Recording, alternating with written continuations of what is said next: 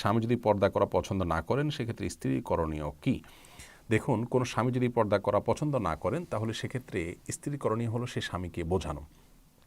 এবং আমি একটি কথা প্রায় বলি, স্বামী স্ত্রী একে অন্যের কাছ থেকে ভালোবাসা দিয়ে কোনো দাবি আদায় করে নেয়া এটা যত সহজ, পৃথিবীতে অন্য কারোর কাছ থেকে এটি এত সহজ নয়।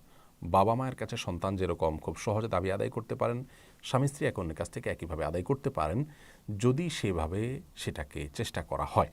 হ্যাঁ, কিছু এক্সেপশন কেস অবশ্যই আছে, যে কিছু মানুষ আছেন এতই শক্ত যে তাদেরকে কিছুতেই নরম করা যায় না।